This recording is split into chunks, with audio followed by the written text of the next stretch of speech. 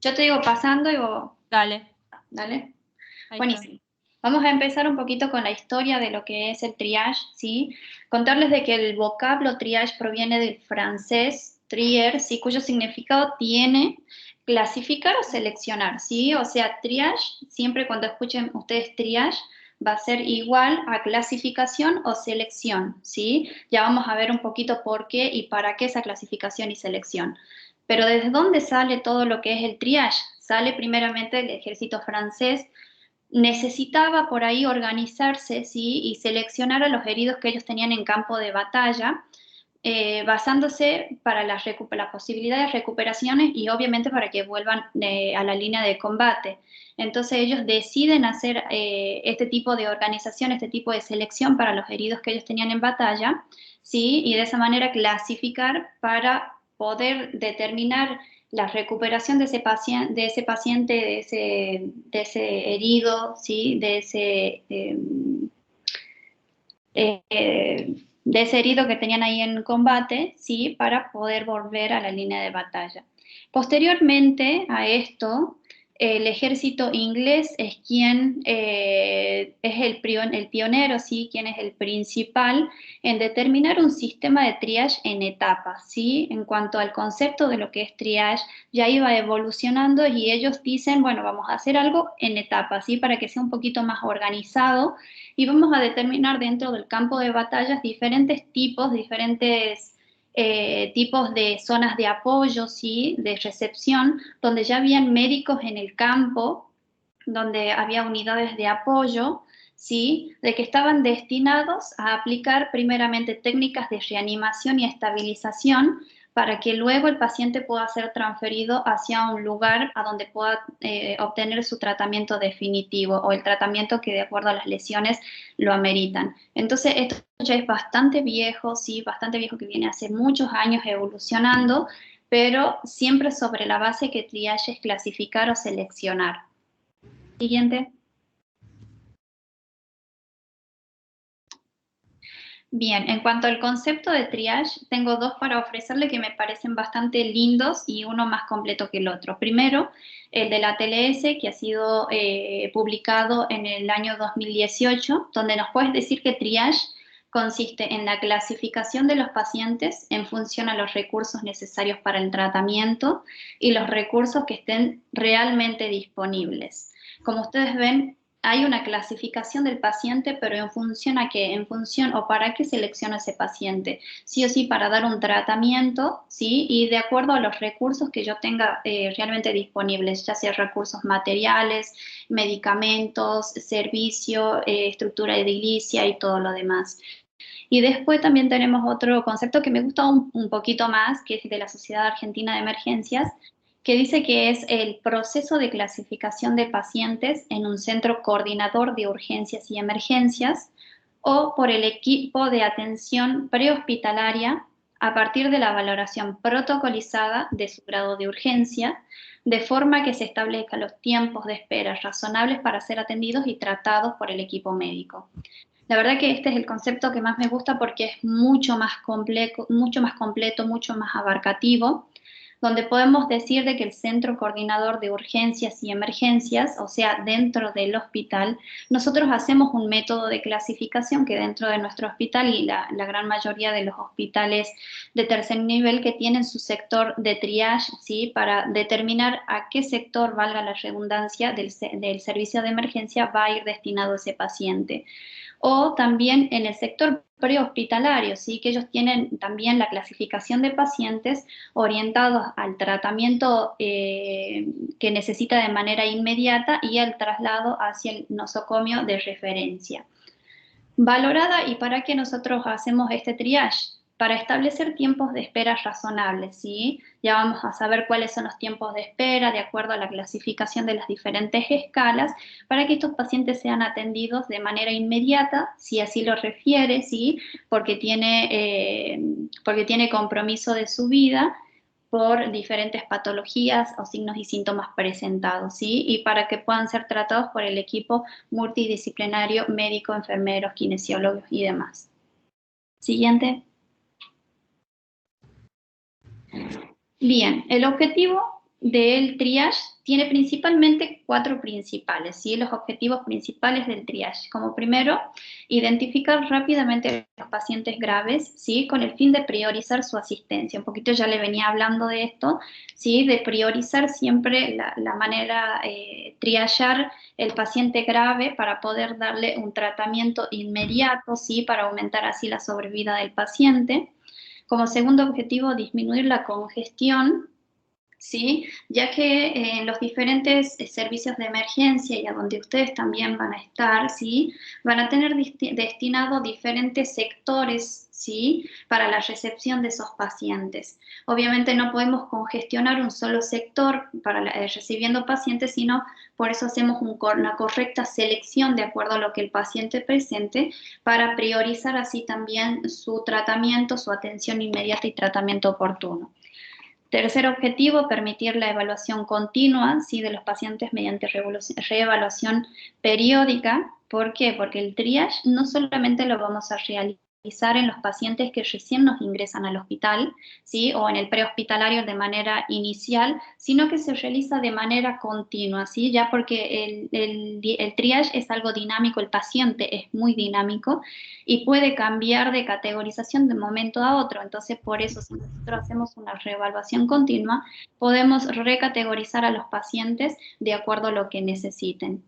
Y el último objetivo, crear un lenguaje común para todos los profesionales implicados en urgencias y emergencias, ¿sí? Porque tal como nosotros lo hablamos en el Hospital Padilla, yo actualmente trabajo en el Hospital Padilla en el servicio de emergencias, tal como nosotros lo aplicamos en el servicio de emergencia en dicho hospital, también se debe aplicar de la misma manera en todos los hospitales, no tan solo hospitalario, sector hospitalario, sino prehospitalario, para que todos hablemos un mismo lenguaje y entendamos en el momento de que nos llegue un paciente triagado desde el prehospitalario o triagado desde otro nosocomio. Siguiente. Bien, ¿dónde podemos nosotros realizar el triage? Primeramente en dos campos principales, ¿sí? Como ya les venía hablando un poquito, en el sector prehospitalario y en el sector hospitalario. En las dos primeras fotos que ustedes tienen hacia la mano izquierda es el campo prehospitalario, donde podemos ver ahí un colectivo. Este colectivo resulta, no sé si se acordarán, el año pasado que ha habido un incidente de tránsito con víctimas múltiples donde volcó un colectivo donde iban pacientes gerontes que se dirigían hacia Termas del Río Hondo.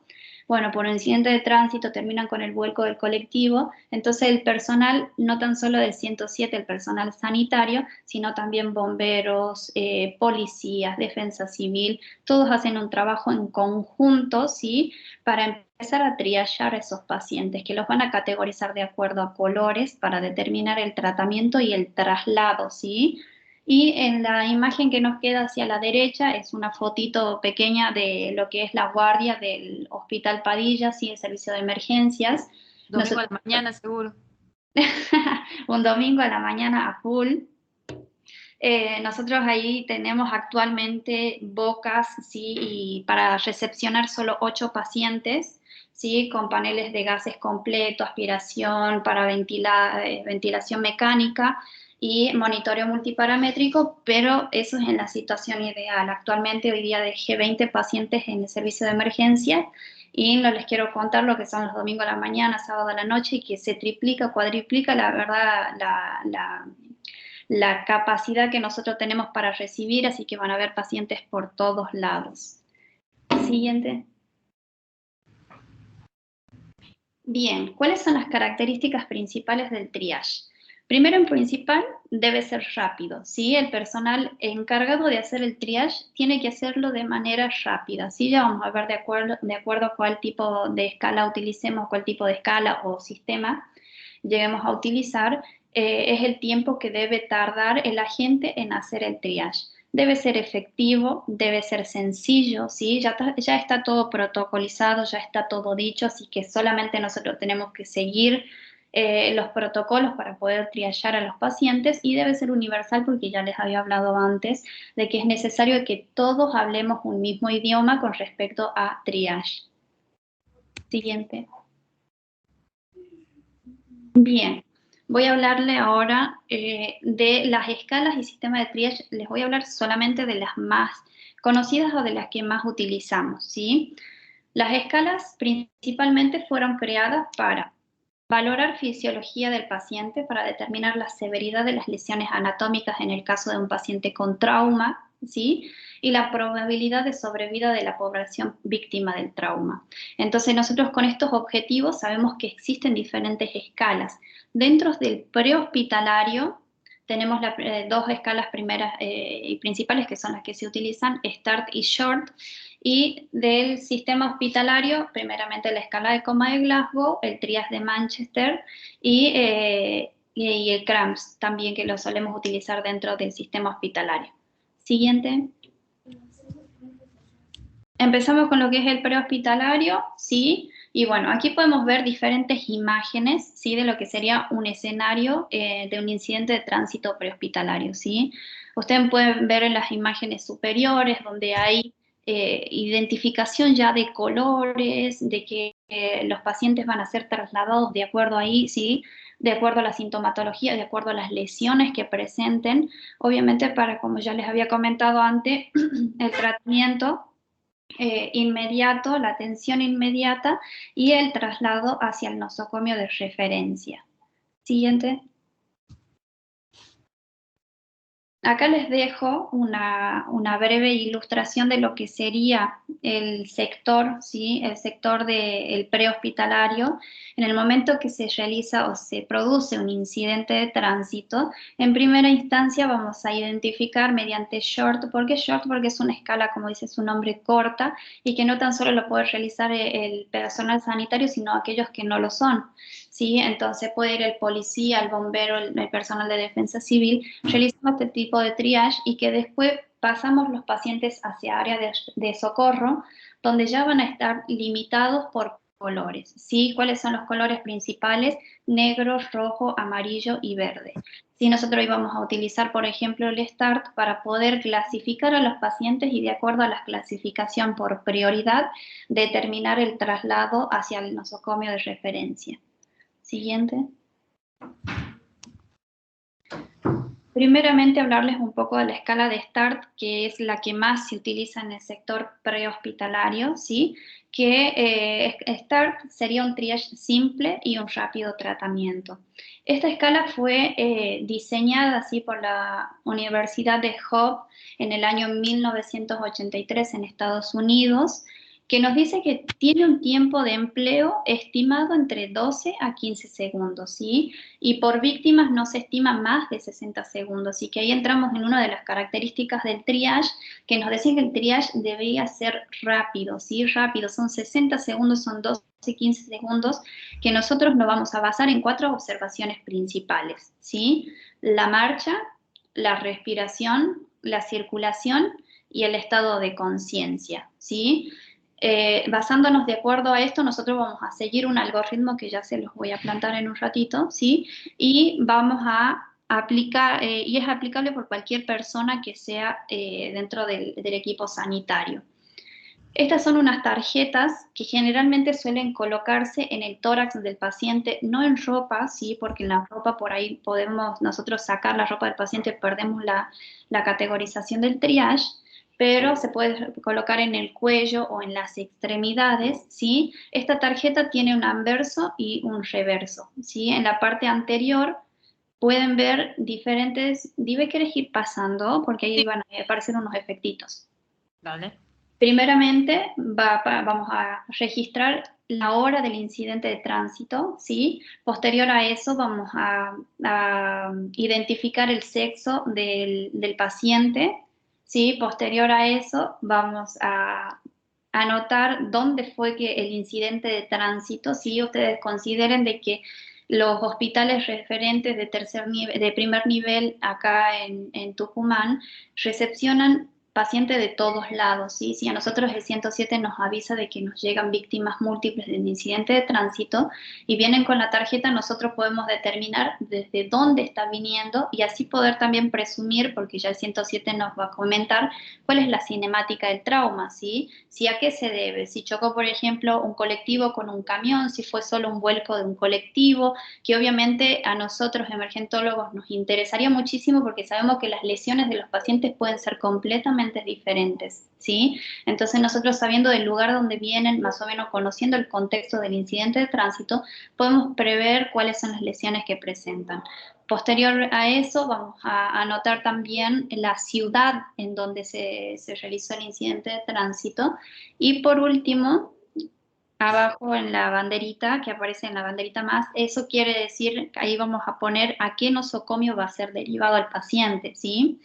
El paciente puede ser por politraumatismo, neurotrauma, sabemos que va a ir al Hospital Padilla, ¿sí? Que es referente de trauma, por ahí dentro del incidente de tránsito puede ser de que haya habido un estallido, víctimas quemadas, obviamente sabemos que el centro de referencia es el centro de salud, entonces el personal que triaje a ese paciente, el enfermero o el médico que triaje a ese paciente, va a colocar ahí a qué centro de referencia va a ser su traslado, ¿sí? START clasifica de acuerdo a 4 colores que son de acuerdo a prioridades, ¿sí? El color rojo, primeramente, es prioridad 0. Son los pacientes que están fallecidos con ausencia de respiración y circulación. El color rojo es prioridad 1. El traslado debe ser inmediato, no más de 10 a 12 minutos que debe durar la demora del traslado, ¿sí? Son pacientes que están hemodinámicamente inestables, obviamente de que tienen lesiones que puedan comprometer la vida del paciente.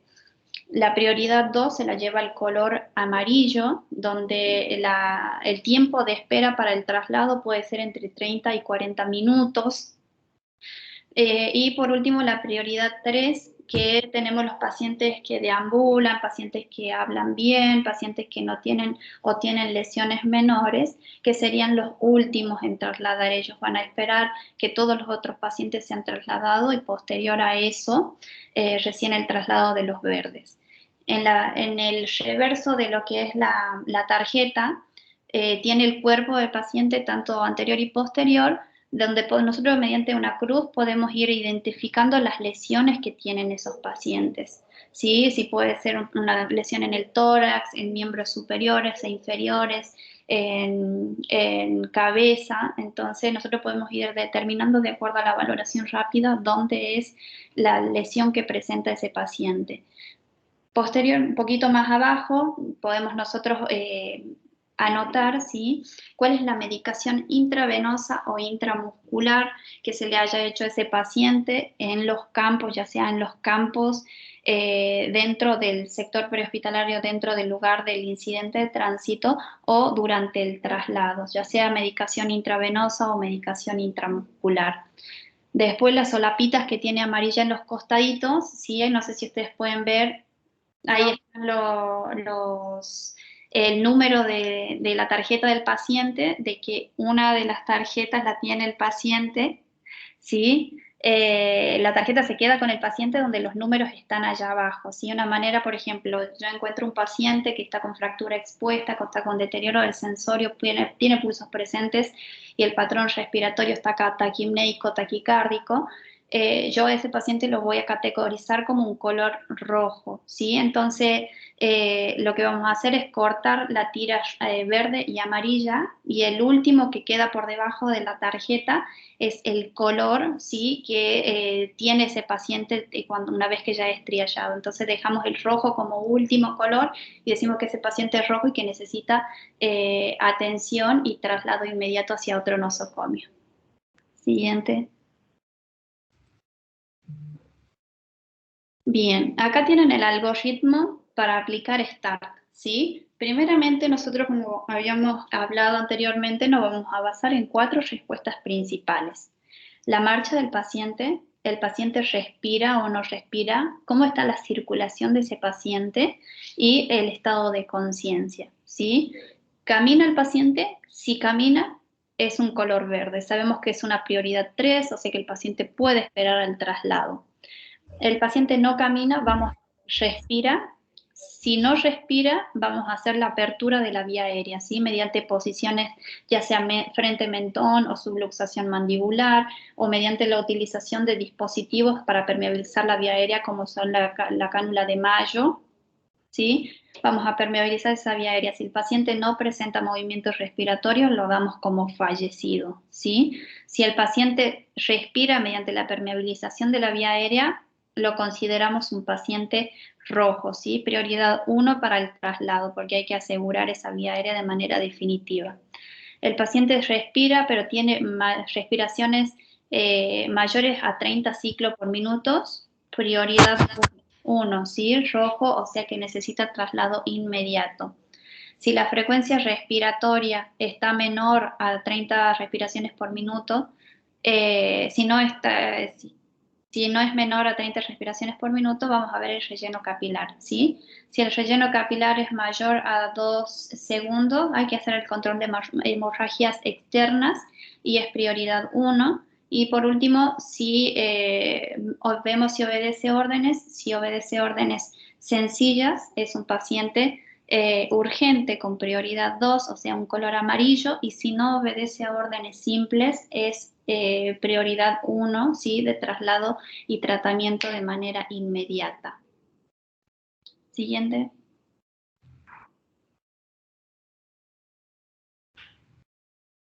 Bien, y acá tenemos la escala de Short, ¿sí? Que como dice su nombre es pequeña, bien, que es una mnemotecnia que puede utilizarla y puede realizarla personal no sanitario, ¿sí? Muchas veces en el sector prehospitalario el personal sanitario no es el primero en llegar y abordar a las víctimas, pero sí lo es la policía, los bomberos, o los personal de defensa civil. Ellos pueden ir aplicando este tipo de triage de manera primaria y después se les suma el enfermero para seguir triagando a los pacientes, de acuerdo a START u otra escala que tenga para valorar, ¿sí? Se simplifica el primer triage, ¿sí? Y aprovecha el habla como signo clínico. ¿Cuál es la mnemotecnia? La S pertenece a si el paciente sale caminando, si camina o no camina. La H si habla con dificultad o no, obedece órdenes sencillas o no, si presenta movimientos respiratorios o no, y siempre hace énfasis en taponar hemorragias y el control de las hemorragias. Siguiente.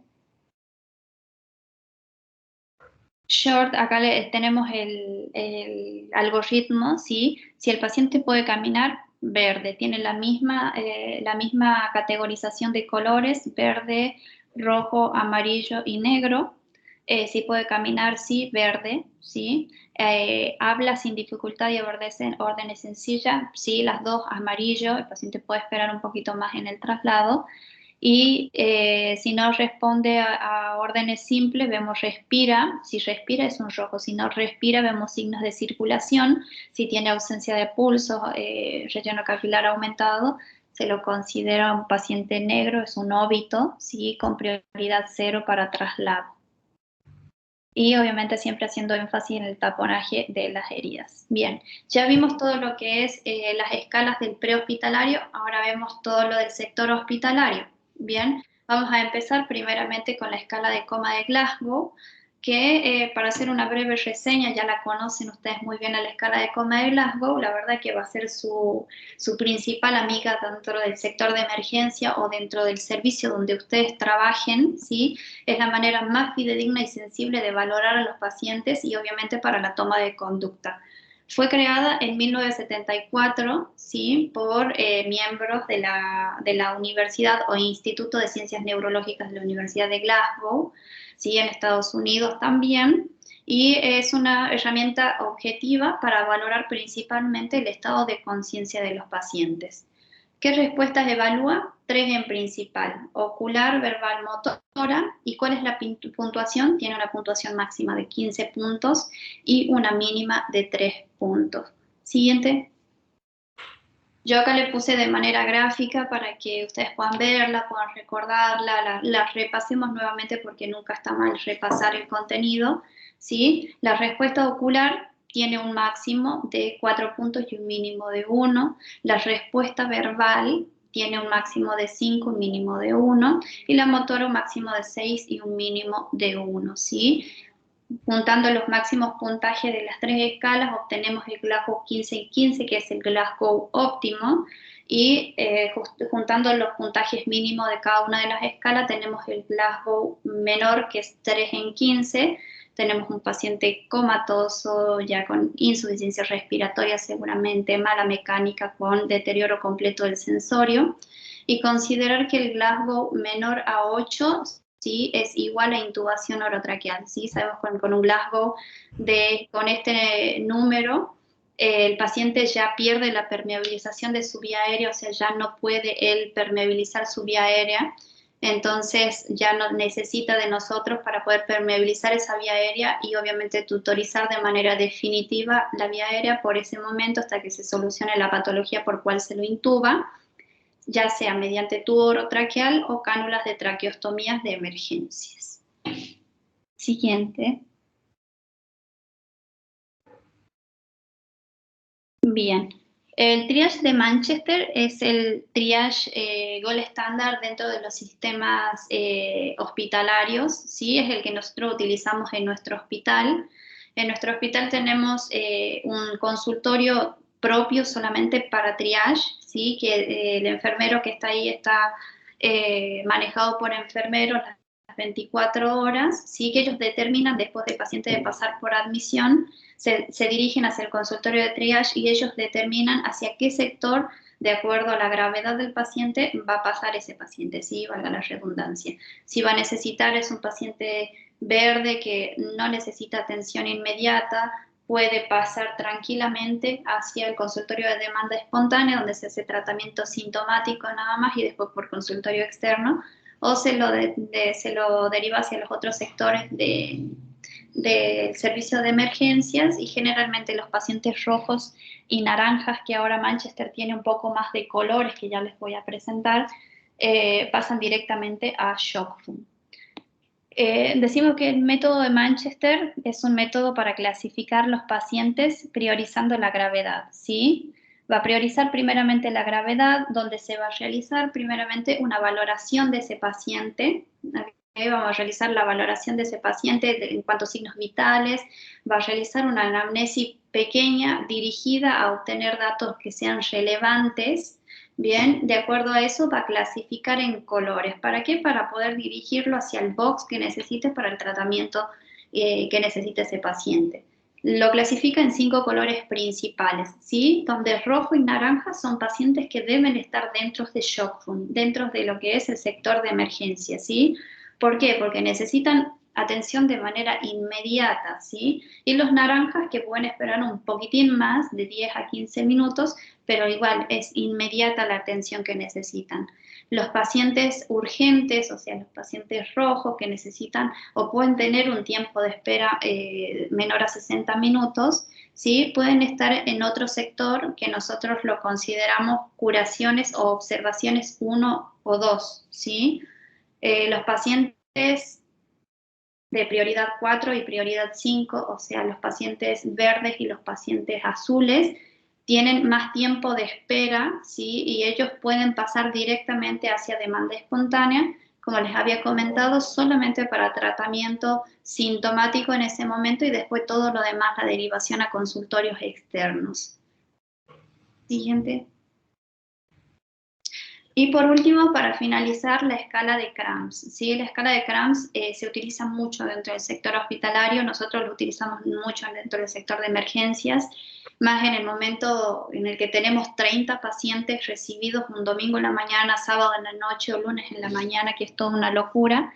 Nos sirve mucho el Krams, ¿sí? Que es un método simple para poder triachar a las víctimas de trauma. Es un acrónimo que ya vamos a ver a qué se refiere cada uno, ¿sí? Que está basado principalmente en circulación, respiración, la abdomen y tórax, motor y el lenguaje. Tiene una puntuación, ¿sí? También máxima y mínima, donde lo vamos a clasificar en 8. Si el paciente tiene, va a tener un trauma grave si el puntaje es menor a 8. Si el puntaje es mayor o igual a 9, va a ser un trauma leve, ¿sí? Y de acuerdo a eso, obviamente los traumas graves necesitan atención inmediata, están dentro de shock room, o sea, eso ya son pacientes rojos y naranja, necesitan atención mucho más inmediata y los pacientes que tienen trauma leve por ahí pueden esperar un poquitín más para la atención y para el tratamiento oportuno. Siguiente.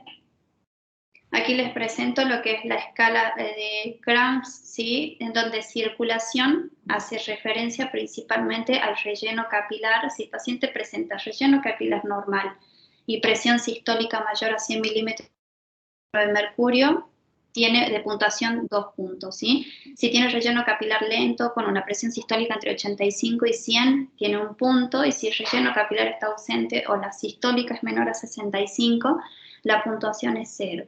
La respiración, vamos a ver si está normal, anormal, si tiene utilización de músculos intercostales y todo lo demás, es 1 punto, y si es ausente, 0.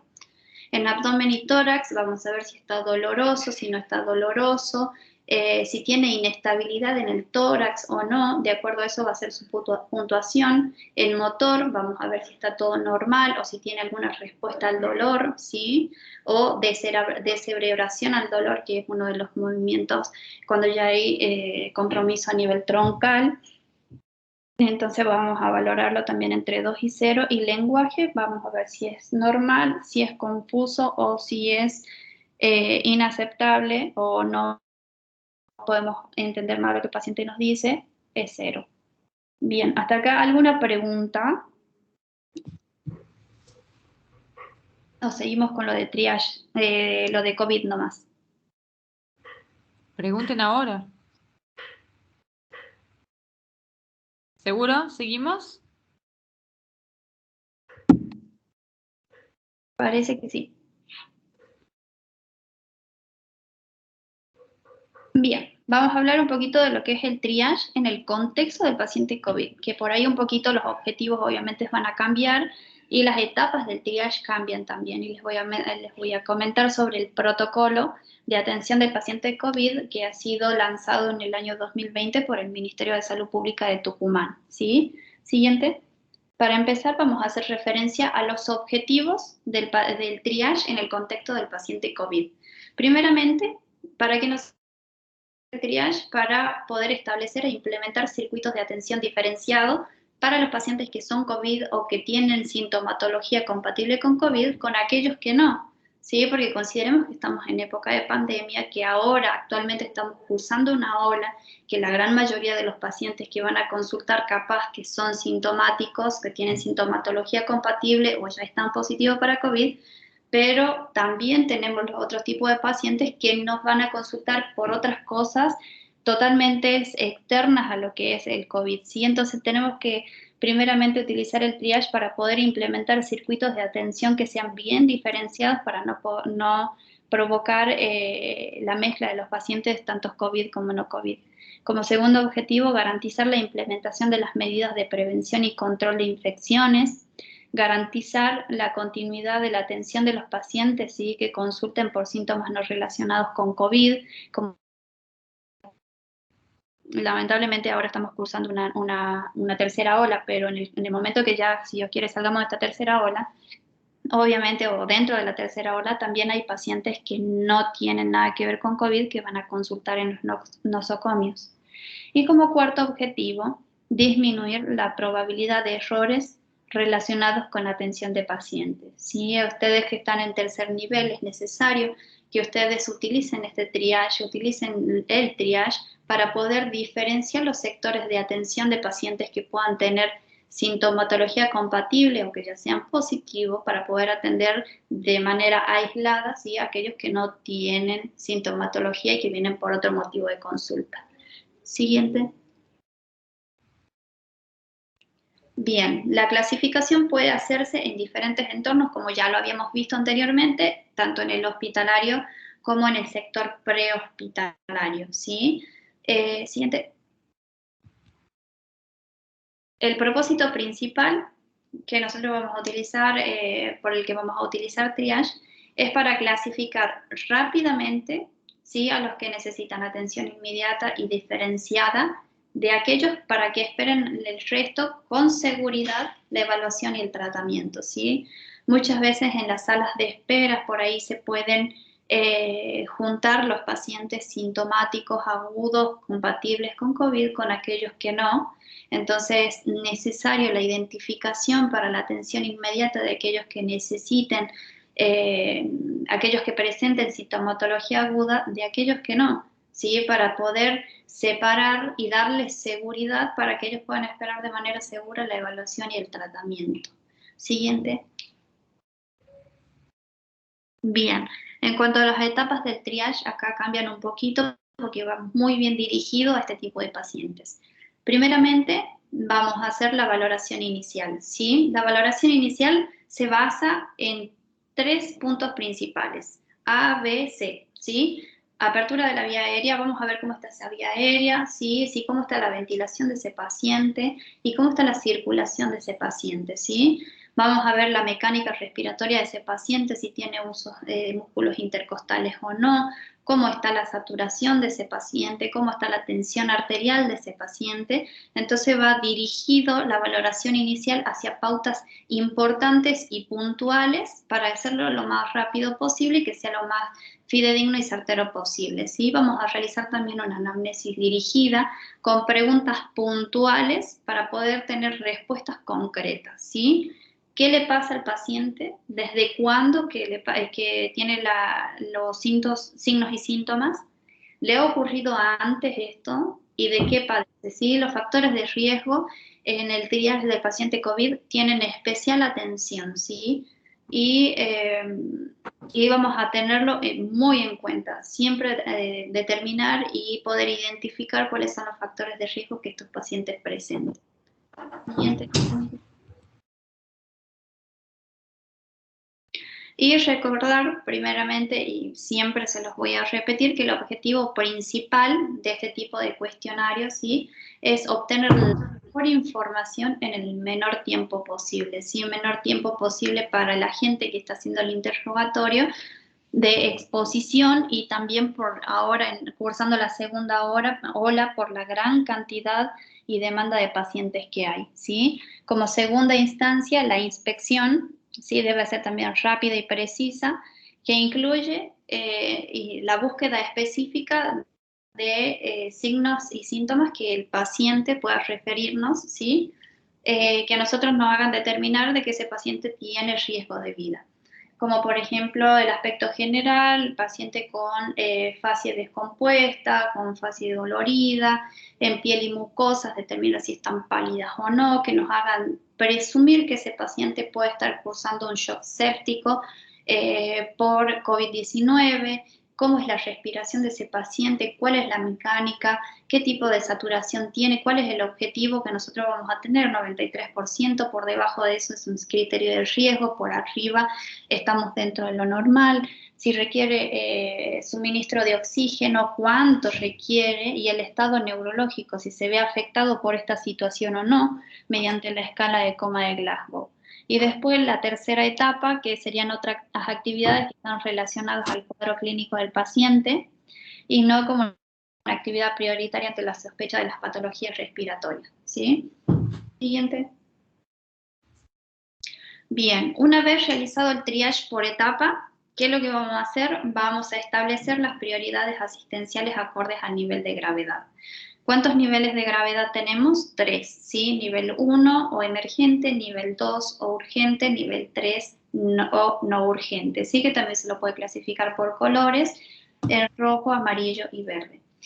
¿Qué sería el nivel 1 o emergente? ¿Sí? Corresponde primeramente a procesos agudos críticos, ¿sí?, en la que el paciente va a presentar inestabilidad, ¿sí?, tanto hemodinámica, ¿sí?, deterioro neurológico y deterioro respiratorio, que tienen riesgo de muerte, ¿sí? El tiempo para la atención de estos pacientes es inmediato. O sea, yo necesito atender ya a este paciente, ¿sí?, porque está inestable tanto hemodinámicamente, deterioro neurológico y respiratorio. El nivel 2, el color amarillo, ¿sí?, corresponde a pacientes con procesos agudos, pero que están estables hemodinámicamente, no tienen deterioro respiratorio, no tienen deterioro neurológico, o sea que son considerados pacientes no críticos. El tiempo transcurrido para la atención debe ser inferior a los 60 minutos.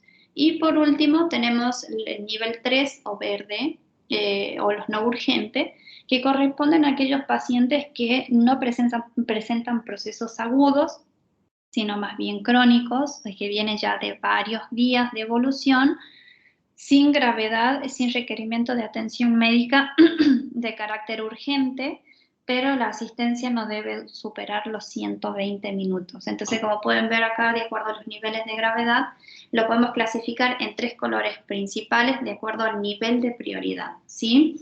Generalmente en los pacientes rojos, ¿cuáles son los signos y síntomas que nos van a llamar la atención a nosotros, que puedan tener amenaza, que pueden amenazar la vida del paciente? Son la presencia de apnea, disnea grave, taquipnea, taquicardia y bradicardia, la presencia de hipotensión o hipertensión y la saturación, como les había comentado, objetivo es 93, acá vamos a tener saturaciones menores a 93% aire ambiental, ¿sí? Ellos van a estar dentro del color rojo. Los amarillos tienen presencia de signos y síntomas, pero es que están estables, pero que tienen presencia de factores de riesgo, ¿sí? ¿Cuáles son los factores de riesgo? Edad mayor a 60 años, diabetes, hipertensión, hepatopatías, son las que más se han descritos como factores de riesgo fuerte para los pacientes COVID. La sintomatología presente, disnea leve, vómitos, diarrea, debilidad, la presencia de respiración con tirajes intercostales o nasales, ¿sí? Y antecedentes de factores de riesgo, como les comentaba.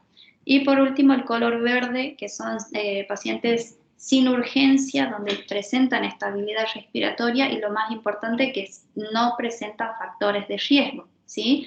Los síntomas presentes, fiebre, tos, odinofagia y rinorrea. Principalmente pueden presentar muchos más, pero bueno, estos son los descriptos. Siguiente. El proceso esquemático, ¿sí? Para realizar el triage se basa en estos 3 pilares fundamentales en el paciente COVID.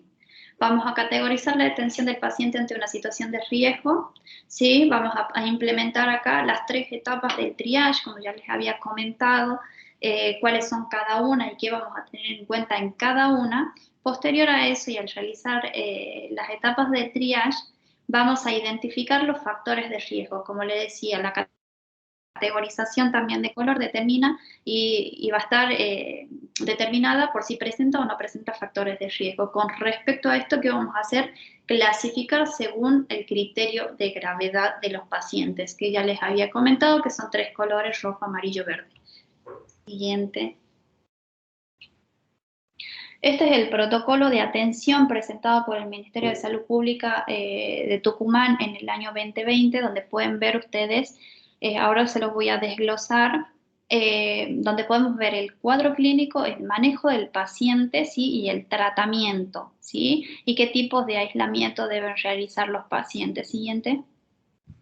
Primeramente vamos a empezar con los verdes, donde ustedes pueden ver ahí hacia el margen izquierdo de su pantalla, que es una enfermedad no complicada, ¿sí? Tiene la sintomatología básica leve de COVID, fiebre, mialgias, odinofagia, anosmia, geusia, pero ¿qué pasa? Aquí lo que no vamos a encontrar en estos pacientes, saturaciones menores a 93%, no tiene que tener factores de riesgo y ante la ocultación de campos pulmonares no va a tener presencia de crepitantes, ¿sí? Estos pacientes, ¿dónde van a hacer el aislamiento? O se los considera como A0 o A1, ¿sí? El aislamiento de los COVID-19 se los hace domiciliarios, ¿sí? Lo hacen en la casa con tratamiento sintomático, y los A2, los A1, perdón, son los pacientes que son COVID positivos, pero tienen imposibilidad de aislarse en casa, ¿sí? Porque ponen en riesgo el resto de su familia. En las primera y segunda olas había lugares determinados para el albergue de este tipo de pacientes, como fue el complejo Ledesma, como fue la Expo, ¿sí? Ahí se abrieron centros y para tener estos pacientes durante el periodo de contagio que tiene el paciente COVID-19. En cuanto al manejo, ahí queda bien explicadito, les dejo para que ustedes puedan después leerlo, ¿sí? Con placas, laboratorios, ¿sí? Y el tratamiento principal que se necesitaba. Los amarillos, ¿sí? Son pacientes que tienen presencia de neumonía, pero leve, ¿sí? Ya tenemos también la presencia de los mismos signos leves que teníamos en los pacientes verdes, ¿sí? Pero acá sí vamos a tener presencia de rales crepitantes a la auscultación, vamos a valorar los factores de riesgo porque tienen presencia de factores de riesgo, y acá vamos a utilizar el CURV 65, ¿sí? Que nos permite determinar el riesgo por las neumonías adquiridas en la comunidad y el manejo. ¿Quieres darle siguiente? Presentárselo, ¿sí? También es una mnemotecnia. El CURVS significa la C de confusión, la U de uremia, la R de respiración, la B de presión arterial, está en inglés, y la 65 es por la edad, ¿sí? Te puedo dar una puntuación máxima de 5 y una mínima de 0, donde, por ejemplo, de 0 a 1 tiene un riesgo bajo, ¿sí? De muerte. El manejo de ese paciente puede ser ambulatorio. Después tenemos en los pacientes que presentan 2 puntos, ¿sí? Donde el riesgo de muerte ya es intermedio, que el manejo debe ser intrahospitalario dentro de las salas de internación. 3 puntos, el riesgo de muerte ya es elevado, ya es un poco alto, ¿sí? Donde debe considerarse la internación en las unidades de terapia intensiva.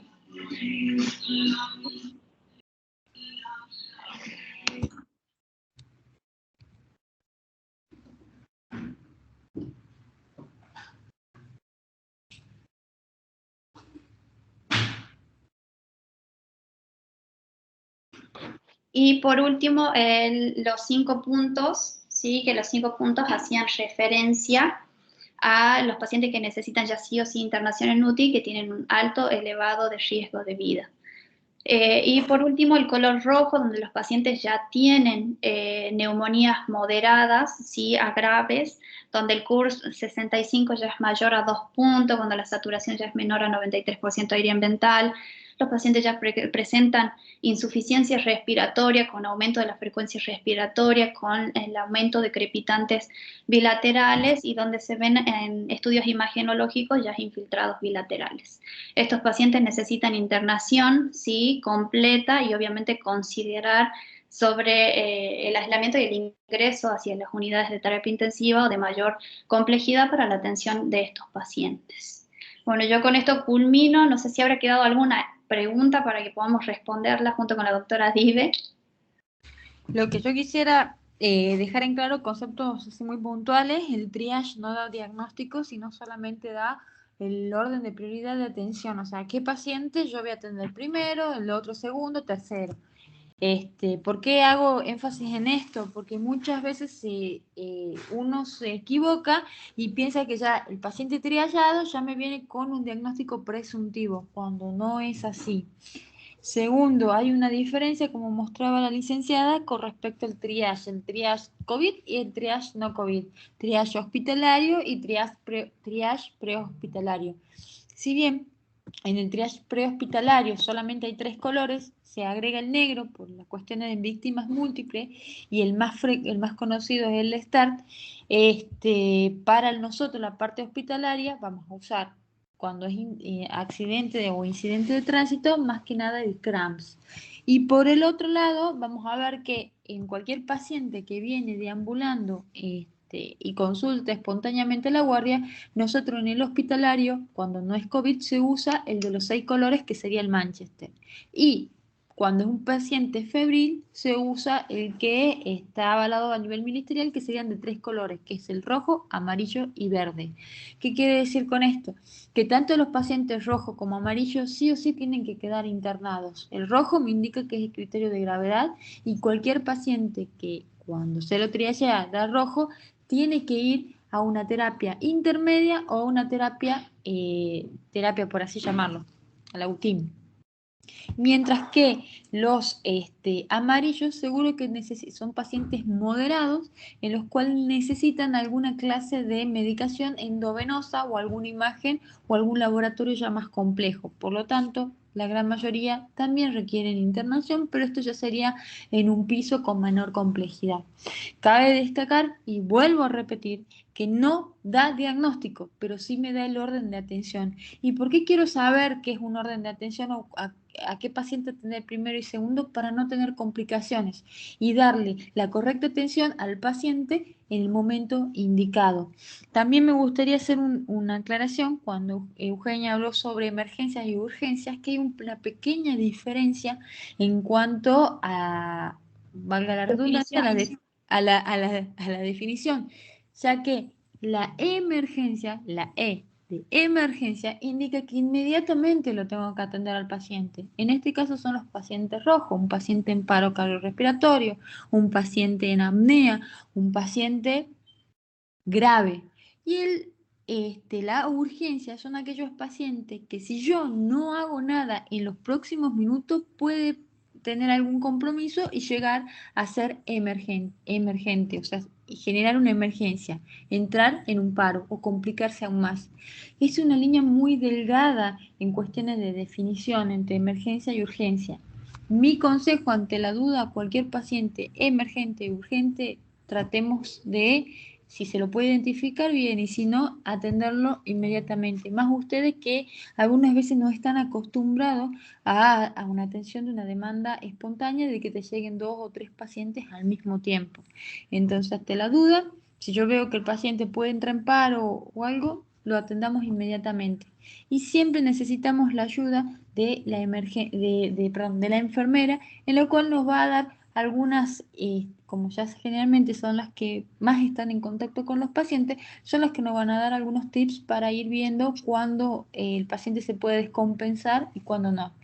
Fundamentalmente, que junto con Eugenia, bueno, ya sabe la manera en que se trabaja, es hacer un gran equipo de trabajo y confiar o sea, el médico del enfermero y el enfermero del médico, a no mentirse las cosas y poder estar con una confianza plena ante la atención de un paciente. ¿Por qué? Recuerden que el enfermero, que es el primer respondedor, o sea, el que va a ir a hacer el primer contacto con el paciente y hace este triage, yo tengo que confiar que ese enfermero le haya parametrado correctamente al paciente. Y tanto el enfermero como el médico definir y tratar de desglosar esa información que me puede llegar a brindar para ver si el paciente realmente requiere o no una atención inmediata.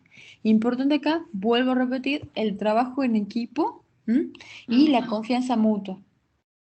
No sé si quieres agregar algo, Euge. No, nada, nada, nada, nada. Me parece espectacular que hayas aclarado eso de lo del triage, que el triage es solo método de clasificación, volvemos a la primera diapositiva, método de clasificación para determinar qué tipo de atención, si debe ser inmediata o no, para obviamente terminar el tratamiento oportuno del paciente. Después el diagnóstico se llegará después. Primero es clasificar a los Totalmente. pacientes. Totalmente, Ujú. eso nos ayudó muchísimo nosotros en muchos de los modulares, en los hospitales de campaña que trabajamos en conjunto, y lo único que hacíamos era todos los días triallar al paciente para ver si tenía o no tenía algún criterio para derivación o no. Y en el caso de que no, o en el caso nos alertaba la posible complicación que podía haber tenido el paciente en el transcurso del día. Recuerden que los pacientes COVID son muy lábiles, pueden estar a la mañana de una manera, a la tarde de otra y a la noche complicarse. No hay que confiarse, y si yo tengo alguna duda, derívenlo, internenlo en el paciente. Es mejor tenerlo 8 horitas de control o lo que dure mi guardia y estar tranquila que no se haya descompensado, a mandarlo a altas horas de la noche a la casa y después yo no sé si se puede llegar a despertar y me queda la duda. Esto es una constante, digamos, aprendizaje. Hemos aprendido mucho en la primera, segunda y ahora en la tercera ola. Es importante saber lo que serían los signos vitales, identificarlos e interpretar qué es lo que yo estoy buscando y cómo, de lo que me recojo del paciente, cómo yo voy a ir buscando y determinando algunas conductas. No es difícil, es práctica pura, pero práctica pura, y siempre es un trabajo en equipo y saber escuchar no tan solo al médico saliente, al enfermero, a todo tu equipo para tomar una determinación ante alguna duda de algún paciente. principalmente en estos pacientes COVID. Euge, ¿algo más para agregar? Nada más, nada más. La verdad que está, bueno, ahora estamos abiertos a preguntas, no sé si habrá alguna para aclarar si hay algo que aclarar o no. Y si no, nada, agradecerles por escucharme y bueno, espero que pueda servirle esto y que lo puedan implementar en los sectores donde estén trabajando. ¿Preguntas? Bueno, parece que han entendido. Excelente la clase. Muchísimas gracias, Euge. Obviamente te voy a estar molestando para otras más. Bueno, espero que la hayan aprovechado. Cualquier duda me pueden preguntar por privado si no se animan. Y bueno, los estaríamos esperando mañana para continuar con la capacitación. Bueno, gracias chicos, gracias Euge. Nos estamos viendo. Listo, muchas gracias a vos, Vive. Sí, nos vemos chicos, muchas gracias. Hasta luego. Hasta luego. Luego.